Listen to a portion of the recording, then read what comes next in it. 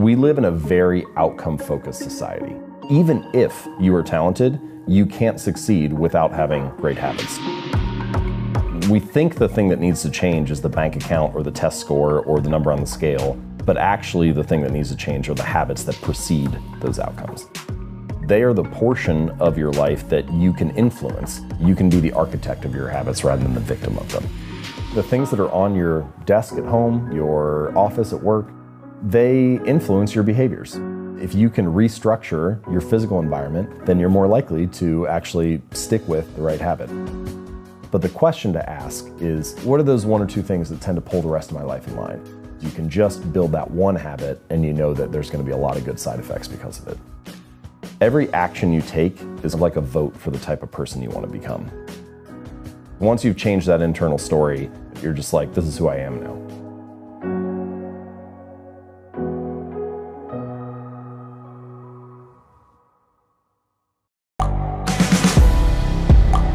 The world is changing. Inspiration is everywhere. It has never been so easy to connect, share, and bring people together. We're learning from others and finding the best in ourselves. Challenging our beliefs. Sharing our vulnerability. Overcoming our fears. Transforming ourselves so we can transform the world. How far can we go? This is London Real. I am Brian Rose. My guest today is...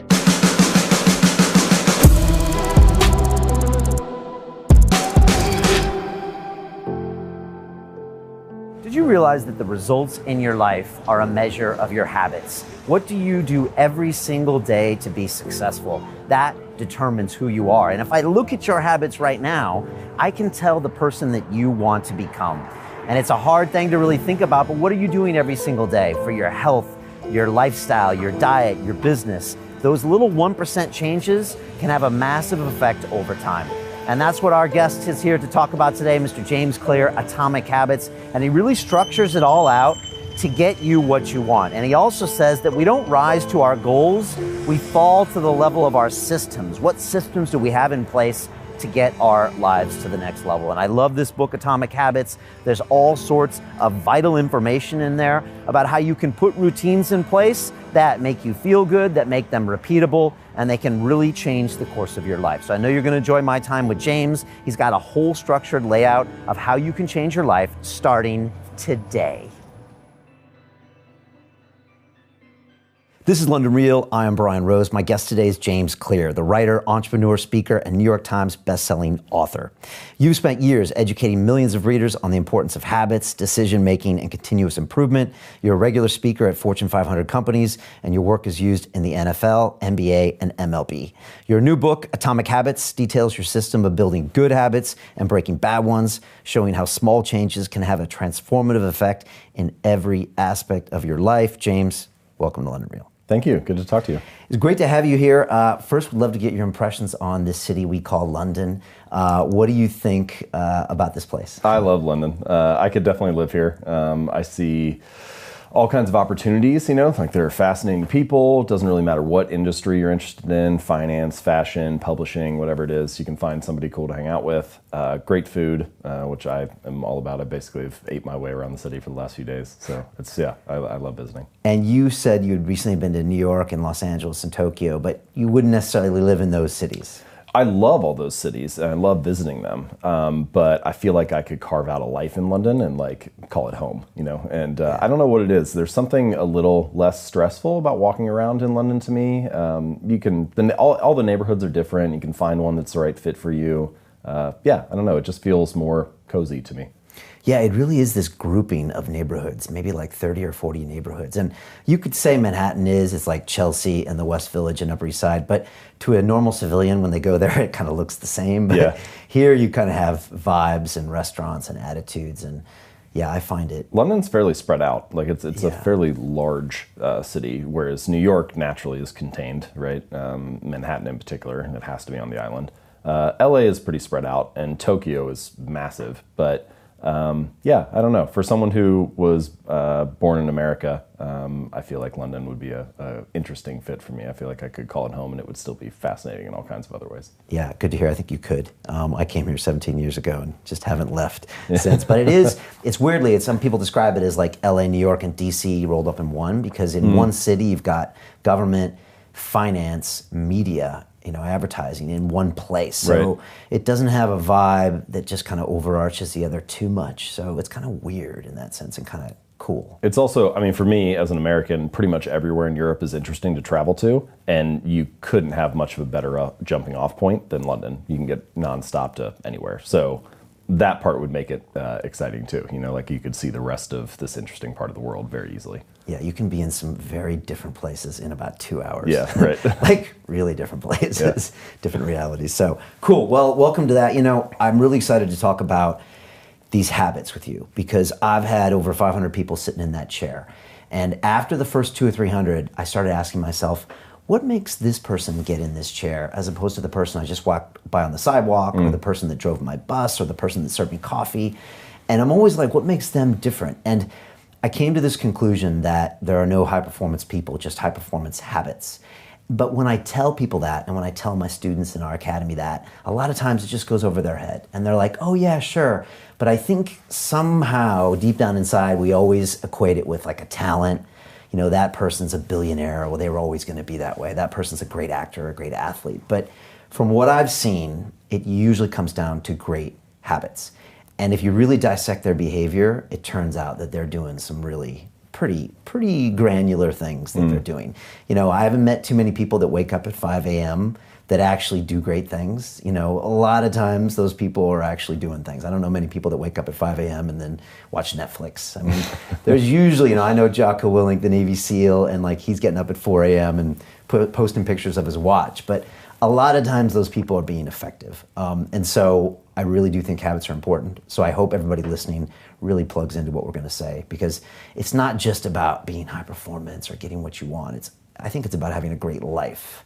Correct me if I'm wrong. Yeah, so I think there actually are. I agree with that point, but it's, I think, even deeper than that. So it's not that luck and randomness and uncertainty don't play a role in life. They do. Luck is a part of all of our lives to a certain degree, both good fortune and bad.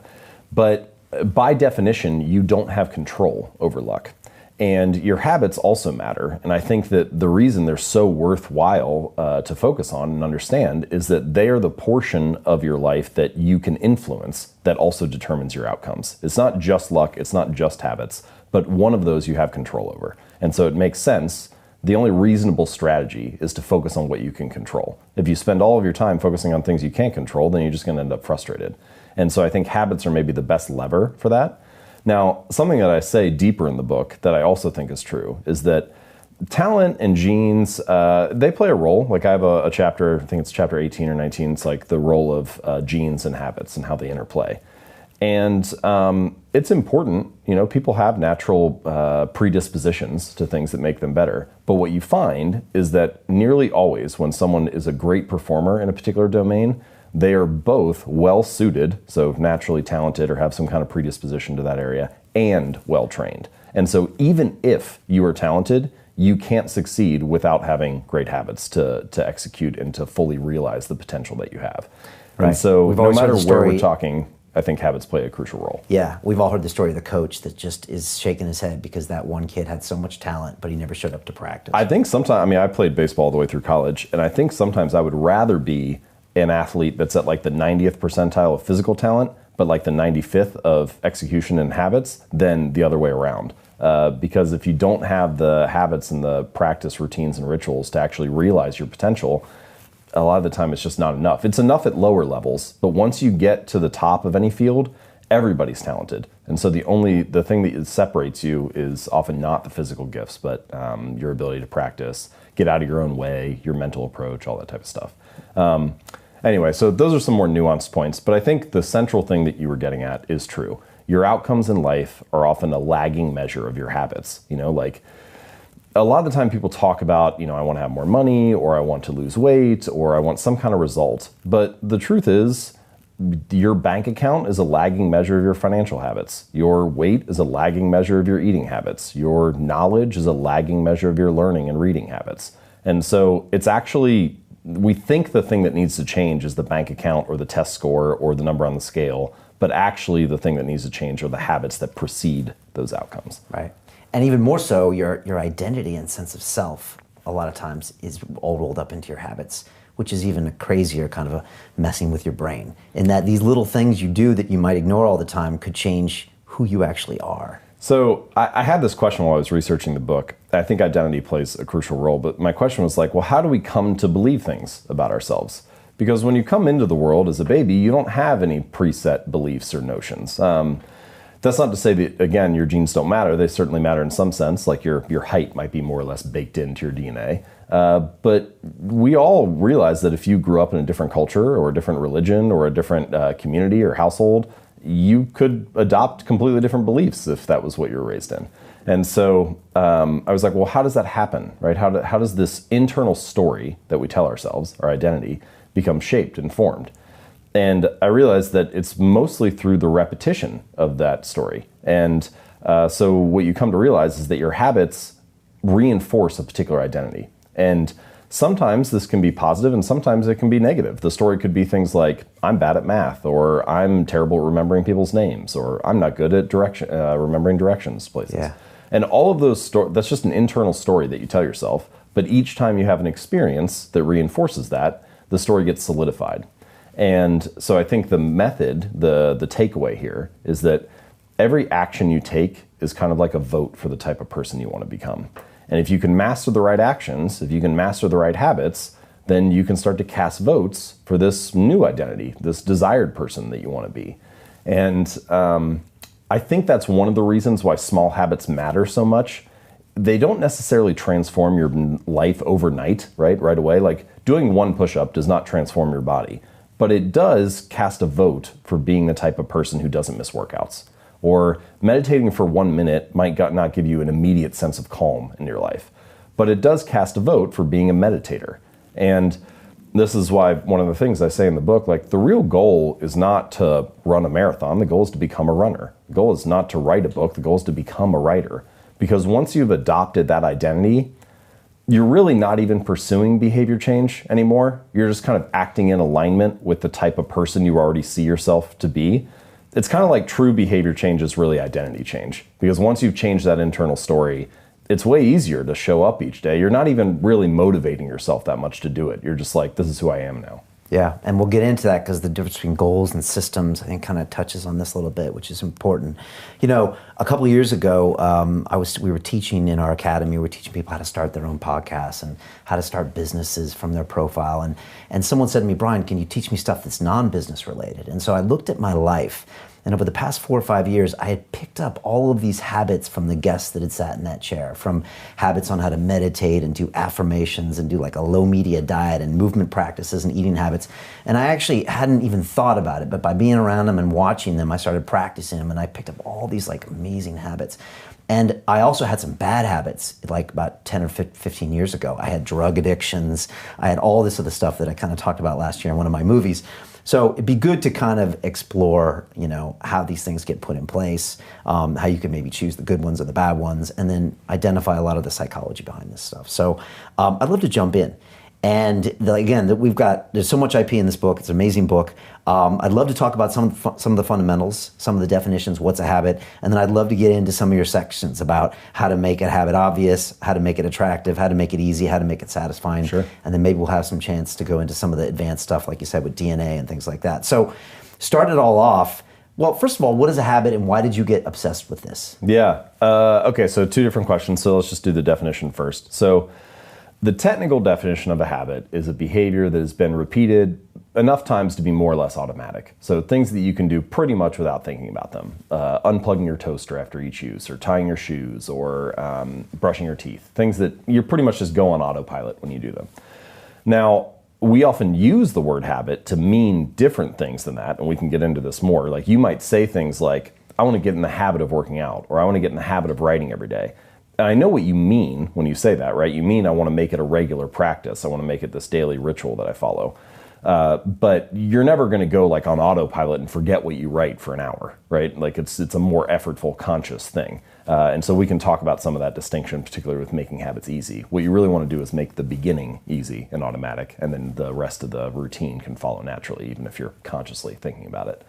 But anyway, so that's what a habit is. It's this automatic response.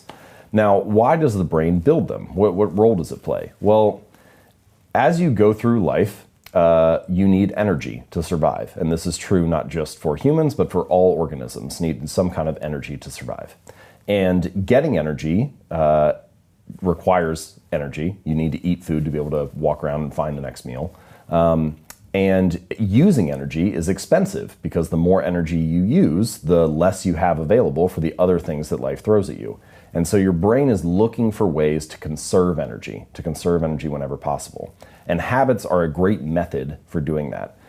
So for example, when our ancestors were roaming around the savannah, if there was a berry patch 100 meters from you, it made sense to go to that berry patch rather than one that was like on the other side of the mountain, right? You would choose the path of least resistance. And eventually, what your brain learns is, oh, whenever I'm by this tree, that means the berry patch is 100 meters away. And so the tree becomes a signal that, hey, food is over there. And your brain is always picking up on these signals throughout life that indicate where things are at. And the more that you come across those signals, the more you automate your response. And pretty soon you're taking a right when you get to that tree, even though you're not even thinking about it. You're just doing it automatically. And it makes that whole process of finding energy, solving the problems of life, and getting through things easier. It requires less energy and attention and effort than it did before. So it's like an algorithm the brain built for itself to I think survive. I think that's a good way to describe it. It is. It's like an algorithm that you can rely on. It's a cognitive script, a mental shortcut that you can pull out whenever the situation is right. And that's true not just for things like finding food, which is essential for our survival, but also for daily tasks, because all these daily tasks take energy as well. So something like tying your shoes, your brain learns the context of when I have a shoe on my foot and the shoestring is untied, that means I do this little routine where I tie the shoelace into a knot and so on. And the first time you do it, it takes energy, but after you do it 100 times or 1,000 times or 10,000 times, pretty soon you're doing it just like turning right at the tree. You can have a conversation with somebody else or listen to a podcast or think about your to-do list for the day. You free up that energy and attention to be used elsewhere. And this is perhaps the biggest thing that they do, you have less wasted energy. Rather than fumbling with the laces and trying hard to do it, you can do it more quickly and fluently, and that saves you energy and time for the next task. So that's why your brain builds them, and what a habit does. And then as far as why I got interested in them, I started to realize, similar to what I hinted at a moment or two ago, that both luck and habits play a role in life, but that you have control over your habits. And the funny thing is, we're building them all the time, but a lot of people don't feel like they have control over their habits. They feel like their habits are taking control of them, that they're like a victim of these bad routines. And once you start to dive in a little bit and like uncover the layers and realize what a habit is and how it works, then you start to develop a little more control over it. And I think if we're going to be building habits anyway, then it makes more sense to be able to understand how they work and how to structure them so that you can be the architect of your habits rather than the victim of them. Okay. And you break them down into this cue, craving, response, and reward, which is kind of not their traditional way. But maybe it's good to jump into that. And I think most people, when they think habits, they probably think of their bad habits, right? Mm-hmm. Do most people not reward themselves for their good habits and are critical of their bad habits, and some of these aren't even habits? So I choose that 4-stage model: cue, craving, response, reward. There's a lot of science behind it. 3 of those 4 stages are very common: cue, response, and reward. Started in like the early 1900s, but 1930s it got popularized with B.F. Skinner, which his model was stimulus, response, reward. And then Charles Duhigg's book, Power of Habit, has kind of brought it back to the forefront: cue, routine, reward, basically the same thing, just different words. And the idea, and there's 100 years of behavioral psychology research behind this, that if you show someone the right cue, and they take an action, and then you follow it with a reward, you can train them to do that thing whenever the cue arises again, whenever the stimulus happens. So if whenever the light in the lab turns on, the monkey gets a squirt of juice, then it knows whenever the light is on, I should go over and put my mouth underneath the nozzle to get some juice or whatever. And you can do that for all kinds of things. And it works for human behavior as well in many ways. But then there was this second wave of research with cognitive psychology over the last probably 50 to 75 years that shows that not only do external cues and external rewards influence our habits, but also internal moods, emotions, feelings, thoughts, beliefs, those influence our behaviors too. And so that's why I added that fourth stage of craving. And I think actually it's really important because it answers, I just had a couple like basic questions that I thought when I was dealing with this kind of breaking habits down and why should they be organized in a particular way? How do we understand them? And one of the questions is, well, if it's cue, response, reward, how come people have different responses to the same cue? There has to be something going on there. So you have two people that walk into a room and there's a pack of cigarettes on the counter. And one person sees it and they feel this craving to smoke and pull a cigarette out. And the other person has never smoked a day in their life and they see that same visual cue, but they think, oh, it's just a pack of cigarettes, and they move on. And what happens, and the key for that craving stage, is that it's really about the prediction or the meaning that you assign to the cue that determines whether you get a craving or not. So it comes back to that internal mood, states, emotions, feelings. And so... Interesting you bring that up because there's a book called Alan Carr's Easy Way to Stop Smoking. Yep. He's now dead. But I read this 20 years ago or something, and it actually worked. And it was weird how what you're saying now is the pack of cigarettes used to cue, okay, I got to smoke. And then after reading a book like that, it cued, I'm not going to poison myself anymore, and I understand the trick it's playing on me. So, I mean, this is kind of... You're like probably the fourth or fifth person that's told me about that book now. Really? Yeah, and so I think this is actually quite hard to do for breaking bad habits, which is rewiring the story in your brain for what a cue means. Yeah. But in the long run, that is actually, I think, a very robust way to break a bad habit, is to learn to teach yourself that that cue means something new. Say you walk downstairs and you see a loaf of bread on the counter each morning and you're like, oh, I should make some toast for breakfast. So now that cue of the loaf of bread means make toast. But then you read a diet and nutrition book that convinces you that like grain and carbs are the devil, right? Well, now you go downstairs and you see that same loaf of bread and it means something totally new. Similar to you, like, oh, now the cigarette means I'm poisoning myself. Now it means, oh, I shouldn't eat that. That's bad for me. And it's really the story that you're telling, the thing that's happening in that second stage of the craving and the prediction about what it is that changes your response. So to summarize, the reason I chose those four stages is that I was trying to create a model that I felt like accurately described both all of the robust research that is true about behavioral psychology and the research from cognitive psych and the influence of internal states. So my hope is that those four stages accurately describe a habit and how both the internal world and the external world influence our behaviors. Okay. Talk about goals and systems. Maybe this is the time to get into that because, setting goals, it's kind of a popular thing to talk about in the last few years. I'm actually a fan of them as well, but also I'm an engineer by training, so systems come naturally to me. So for me, it's always like, okay, yeah, and then I'm already thinking about the systems, but I think a lot of people aren't. So can you define that? Well, so first of all, before I criticize goals a little bit, I should just say, one, this is coming from someone who was very goal-oriented for a long time, right? I set goals for everything, right? Like the grades I wanted to get in school, the weights I wanted to lift in the gym, the revenue numbers I wanted to hit in my business. It was all goal-oriented. And then I turned around a couple years later and I realized I've only achieved some of these, maybe 10, 20%. So clearly setting the goal was not the thing that determined whether I move forward or not, because the majority of the time I'm not achieving them. And so then I had this question like, well, what is it? Now, before I describe the systems approach, I should say goals do serve a purpose, right? It's not that they're useless. They are good for setting a sense of direction and clarity, so figuring out where do I direct my attention, and they're good for filtering. And what I mean by that is it's very easy as you go throughout life for people to come to you with a different opportunity, or you find out about a new area that you're interested in, and you start to say yes to things because, oh, this is new and exciting.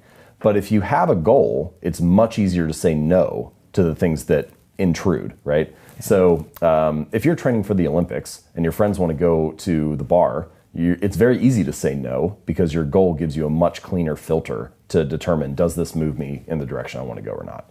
So those are things goals do well. But some of the things that goals do poorly, systems are actually much better for. And so the way that I would describe it is a goal is focused on the outcome, a system is focused on the process. So it's the series of habits or steps that you take to get to that ultimate goal. And so a couple examples. If you are a basketball coach, your goal might be to win the championship, but your system is the way that you recruit assistant coaches and players, the drills that you do at practice each day, the process you have for reviewing game film and prepping for the next game. That's your system. If you are a writer, your goal might be to write a best-selling book, but your system is the writing process that you follow each day and like getting your butt in the chair. It's your research and how you come up with new ideas to write about, the way that you interview potential clients or candidates or people you're thinking about putting in your book, things like that. Okay. Now, the question that I had was, what if you ignored the goal, right? If you say, forget about the goal and focused only on the system. If you were the basketball coach and you said, we're not going to talk about the championship at all this year. We're only going to focus on the way we recruit, the way we practice, the way we train. Would you still get results? And I think for the most part, you probably would. And this, I think, is the hard part, the thing that often gets overlooked, is that we live in a very outcome-focused society. Things are only news stories or shared on social media once they are a result. So the results of success are very visible and easy to view. You know, you're never going to see a story that's like, man eats chicken and salad for lunch today.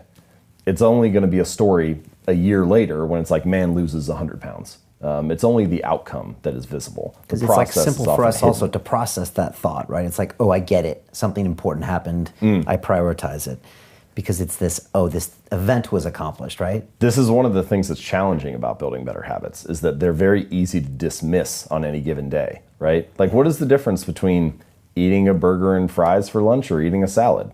Not a whole lot on any given day. Your body looks basically the same in the mirror. The scale hasn't really changed. It's really easy to dismiss it in your mind and say, oh, this is kind of insignificant.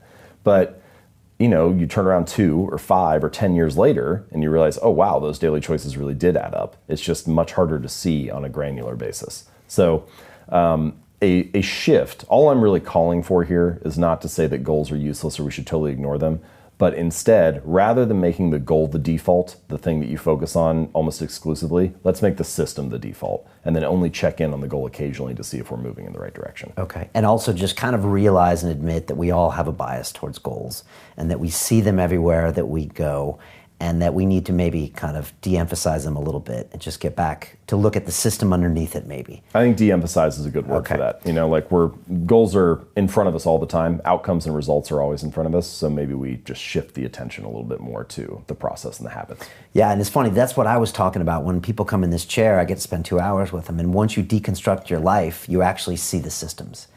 And that's why when they sit in the chair, they'll see Eddie Izzard, the famous comedian, or the $50 billion man, or the champion boxer. And oh, wow. But when you go into there, you realize that they've gone in and done the work when they didn't want to do it, that they pushed through the difficulty, that all that stuff. And then you see, oh, there's the systems there.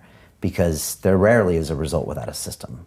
Well, that's one of the things that is a little bit surprising about goals, is that achieving a goal only changes your life for the moment. It's actually not the thing that you're looking for. We think the results are the thing that needs to change, but it's actually the process behind the results. Like, if you have a messy room, let's say your bedroom is a mess, and you set a goal to clean that room, you can get motivated and do it for 2 or 3 hours, and then you turn around and you have a clean room for now. If you don't change the messy habits that led to a dirty room in the first place, then you turn around 2 weeks later and you have a messy room again. And so actually you don't need a clean room, you need better cleaning habits, and then your room will always be clean. You don't need to lose weight, you need better eating habits, and then your weight will always be around where you want it to be. You don't need more money, you just need better financial habits, and then you'll always have enough money to manage the thing that comes up. And so it's really the habits that need to change, not the result. And that's why hitting your goal sometime can be really anticlimactic and also can mess with people's lives because they shoot for that goal, they get it, and then they stop achieving, they stop their systems. There's sort of this like yo-yo effect, you know, right. Like someone trains for a half marathon and then they run the race and that race motivated them to train for the last 3 or 4 months. And then the race ends and they stop, they take a week off, then a week turns into 2 weeks, and then 2 months and so on. And then they turn around like 4 months later and like, man, I haven't ran in months. Like I need to sign up for a new race or something. Because if it's all about the goal, as soon as the goal is achieved, you don't have that motivating you anymore. But if instead it's about being a runner, then even once you finish the race, you still have a reason to show up again the next week because you're like, well, that's what I do is I run. That's who I am. Right. And so I think that that's a more, in pretty much any domain, true long-term thinking is really goalless thinking. It's much more about being that person, developing that identity, following that system, and then you just happen to realize your potential along the way. Okay. Talking about this 1% every day, when people hear that in their minds, they're just like, oh, it's so tiny, it doesn't matter. Well, what is the thought process behind this 1% every day? Well, so just a quick story that I like that I feel like illustrates the point. So we're in the UK, and for many years, the British cycling team was very mediocre.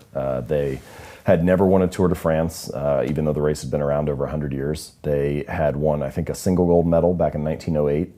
And so they brought in this new performance director, 2003, 2004, and he believed in this concept that he called the aggregation of marginal gains. And so he described it as like the 1% improvement in all the areas related to cycling. And so they started by making 1% improvements that other teams were probably looking at too. Put slightly lighter tires on the bike. They had their riders wear these electrically heated overshorts to keep their legs warm so they could ride for longer. They had different biofeedback sensors that each rider would wear, and then they adjusted the programs to each individual. But again, competitive field, a lot of teams are doing that. So then they did a bunch of 1% changes that nobody else was thinking about. Like they hired a surgeon to come in and teach them how to wash their hands to reduce the risk of catching the cold or getting a flu. They split tested different types of massage gels to see which one led to the fastest form of muscle recovery. They even figured out the type of pillow and mattress that led to the best night's sleep for each rider, and then they brought that on the road with them to big events like when they were at hotels for the Tour de France and things like that. And so Brailsford said, all right, the coach said, if we can actually do this, right, execute on all these little 1% changes, then I think we can win a Tour de France within 5 years. Right. Now, he must have had to really sell people on this because you can already see the naysayers, and we're in Britain as well, where they're going to be like, come on, this is ridiculous. Right. Well, and it just, no single change seemed like very much, right? Yeah. So one of the changes they made was they had their outdoor riders switch to indoor racing suits because they tested them in a wind tunnel, and turns out the indoor suits were a little more aerodynamic, which, you think, all right, whatever, I got like basically skin tight clothes on either way. How's this going to make much of a difference? Right. Anyway, so they did, in fact, execute on all these little changes, and they won the Tour de France not in 5 years, but in 3 years. And then they repeated again the 4th year with a different rider. And then after 1 year off, they've now won the last 3 in a row again. So they've won 5 of the last 6 now, after having never won it for more than 100 years. It's definitely an obvious anomaly. You look at it and you're like, what? Because it's not like we have a cycling culture here or anything. It was just a big anomaly when we saw them massively improve. And so I bring that story up, not because I think cycling is the perfect example or anything, but just because it's a good story that showcases the power of being committed to making those small improvements each day. And I think that it's not just nice to have. It's not just like a little cherry on top of your performance to make these 1% changes, but they actually can compound and add up in a really significant way in the long run. And habits are a lot like that. They're not exactly like compound interest, where you kind of like hit that hockey stick portion of the curve, but they really feel like that a lot. Like we were saying just a few moments ago, it feels insignificant on any day, but then you turn around 10 years later and it's actually, you're surprised by where you end up. And that's a hallmark of any compounding process, that the greatest returns are delayed. And so habits are like that too. They don't feel like much on any given day, but they really add up over the months and years.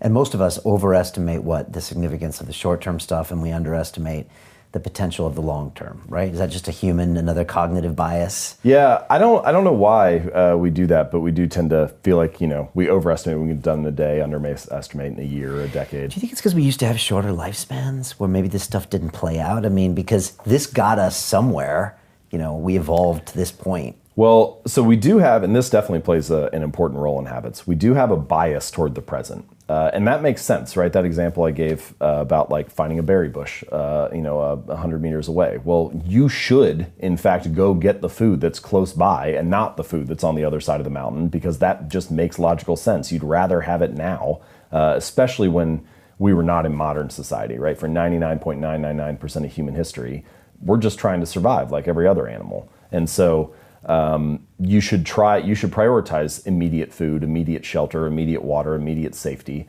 And in fact, our brains are wired to do that. But modern society is a whole different ballgame because we have all these things that actually you should prioritize delayed outcomes. So you go to college now and then you graduate in 4 years. You save for retirement today and then you retire decades from now. You show up at work this week and then you get a paycheck in a month. And so it's actually like there are all kinds of things we do in modern society that require you to delay gratification. And that runs a little counter to what our wiring is or what our biological preference is. Right. I just thought of the term like caveman. Whenever someone talks like a caveman doing something, it's like the caveman's just thinking like, okay, immediate gratification. What do I got to do now to survive? And we've now pretty much reverse engineered all of that stuff out. Yeah. It makes sense that our brain is like that, but we just are kind of in a mismatched environment a little bit. And so to bring this back to habits, there's a sort of a misalignment of rewards that often happens with habits. So there's an immediate outcome, an immediate reward, and then an ultimate reward. And for your bad habits, one reason bad habits stick so readily, that they form so easily, is because bad habits, often the immediate reward is favorable, right? Like what's the immediate reward of eating a donut? It's kind of great. It's sweet, it's sugary, it tastes good. It's only the ultimate reward, if you repeat that habit for 6 months or a year or 2 years, that is unfavorable. Meanwhile, good habits are often the exact opposite. The immediate reward of going to the gym or going to the gym for like a week isn't really that great. Your body's probably sore. You don't have much to show for it. Your body looks the same. Your weight hasn't really changed.